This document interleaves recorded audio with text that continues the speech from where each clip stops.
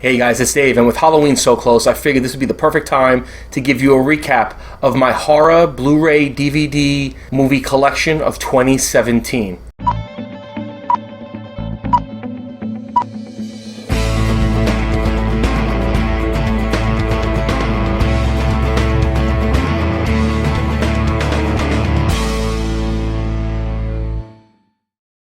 So first for the collection, I'm going to start with a lot of the cartoony movies that we have, you know, because I do have the girls and everything. So first we have Walt Disney's A Nightmare Before Christmas. That could be kind of for Halloween and Christmas, I guess, but we definitely watch it both times. I have here Disney's Adventures of Ichabod Crane about Sleepy Hollow and the Headless Horseman. Love this cartoon, used to love it as a kid. Love watching it now with the kids, and they absolutely love it, especially Lauren. Next up, we have Disney's Toy Story of Terror, which the kids love. It's not bad. I mean, I like Toy Story. I love Disney. It's not bad. Next up here, I have a DVD. This is Garfield, the Holiday Classics, but I have it here because of the Halloween, the Garfield Halloween Adventure here, where him and Odie go to the haunted house and they run into the ghosts and everything. Classic. I used to watch this as a little kid with my brother, and it used to scare us, and I love watching it now. Reminds me of my childhood. Awesome, awesome movie. Here I have the DVD of The Simpsons, The Treehouse of Horror, and it has several Treehouse of Horror 5, 6, 7, and 8. And why I like this one is because it has two of my favorite. The Shining, which is a spoof on The Shining, which is my all-time favorite movie. Then it has the Homer Cubed, which is the one where he goes into our world, into a 3D dimension. Love that one. So I have this, and the kids like this also, especially Lauren again. We have, of course, the classic. It's a Great Pumpkin, Charlie Brown, Peanuts, and Snoopy. Love this. Again, grew up on this. Every Halloween we used to watch it with my family. My father used to tape it on. We had a Halloween VHS tape. My dad taped all the classics, and this was one of them on there. Next up, I have these, which haven't even been opened yet. We haven't watched them yet, but I have the Real Ghostbusters cartoons, Volume 1 and Volume 2. We haven't watched them yet, but I have these. I used to love this growing up, and I put this here because I consider this a Halloween type of themed kind of show. Next up, I have here the first season of Tales from the Dark Side. I started watching this with Lauren. It's not bad, kind of corny and cheesy. I mean, it is from the 80s. It's from 83 to 85 is when it ran. I always remembered it though from the beginning intro. It used to scare the hell out of me. And my dad and I used to watch it, and that used to frighten me, was the beginning. But we have this, and I figured I'd show this as well. Now let's get into the actual movies. First on this 3 set I'm here, I'm not showing you Goonies. I'm going to show you Gremlins and Gremlins the New Batch. And Gremlins I also use as like as a Christmas movie also, because it is around in the winter around Christmas time. But for Halloween, Gremlins 2 are perfect. The kids love them. Next I have The Shallows, which I still haven't opened, haven't watched it yet, but we have The Shallows. Of course I had to throw in Ghostbusters 1 and 2. I love both of these movies. I love the second one as well. I love Vigo and everything with the pink slime. So we have Ghostbusters. I threw this in here. I wasn't sure. It's one of my favorite movies. I love this movie. I put The Crow in here. You let me know what you think in the comment section. Does The Crow count as like a Halloween movie? I don't see why not. Then I have the original Little Shop of Horrors, which I haven't watched this either. I haven't opened it up. But this is the one that stars Jack Nicholson. He is in the role that Bill Murray fills in the remake in the 80s with Rick Moranis. But this is the original Little Shop of Horrors. And then if you see right there, there's a young Nicholson right there. Then I have here, and I haven't watched this yet, with Kathy. I watched this when I was younger. My father and my mother used to have this on VHS tape. They taped it off, cable when people used to do that. This got reintroduced to me through the show Feud, Betty and Joan, that we were watching. I picked up Whatever Happened to Baby Jane. This is an old school 1960s campy kind of psychological thriller, horror. I haven't watched it since then. I was younger than 9 last time I saw this. But I picked this up because that show Feud reintroduced me to it, and Kathy and I were interested in checking it out, so I did pick it up. We will be watching it soon. Whatever Happened to Baby Jane, a classic though. Next, I have the remake, the 80s version of the Little Shop of Horrors, which I love this movie, love the soundtrack, love the acting, John Candy, and you had Steve Martin, Rick Moranis, of course, Vincent Gardenia as the owner of Mr. Mushnick. You have Audrey 2, just a great movie. And this has the alternate ending that they were originally going to do, which is so much different. I'm glad they went the route they went, because the original ending was way out there. But this is Little Shop of Horrors. Love this movie. Lauren loved this too when she watched it the first time. Then we have, of course, Creepshow. Who doesn't love the original Creepshow? They all were great. All the little mini-series in this were great. The only one that used to get me was that last one with the roaches. That still to this day is tough, because I skeeve, like, I don't skeeve anything in this world. except for roaches. They just, oh, they're so gross. They're disgusting. They're like the scum of insects. And when I see them, they're just gross. So that one still messes me up just psychologically. But the rest of these were great. Like Where's My Cake, and the Ted Danson and the Leslie Nielsen one is by far my favorite because of those two guys. You had the Beast and the Crate, just great. And Stephen King as the Moss Man or whatever, Plant Man, whatever. Great movie, Creepshow. Then of course we have to follow it up with Creepshow 2. You know, Thanks for the Ride, Lady, and then Any Boy loved the middle one with the raft. You loved it for that one scene. Any boy that watched it, any man now watching this knows when they watched it back in the day. There was that one scene on the raft, on the platform, and then it went downhill from there. But great, another great one. Then we have, of course, the Killer Clowns from Outer Space.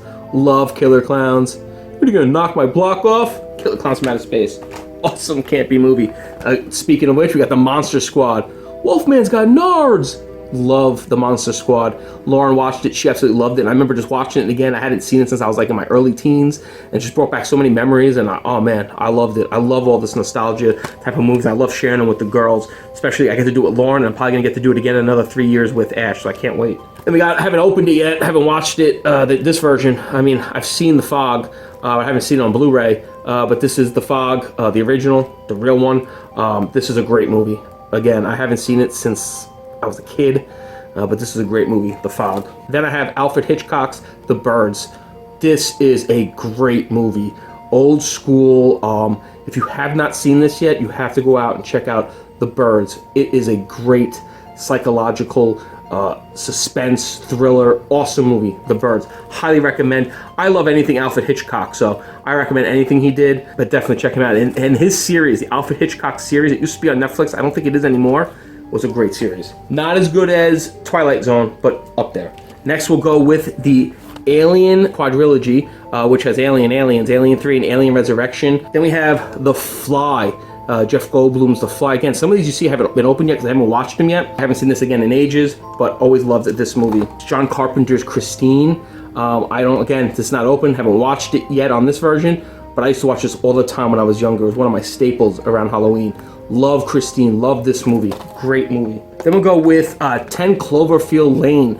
We watched this for the first time when I got it, and this was a great movie. John Goodman was great in it. I love John Goodman. I'm a huge John Goodman fan. Highly recommend 10 Cloverfield Lane. Then I had the 5-film set of Scream.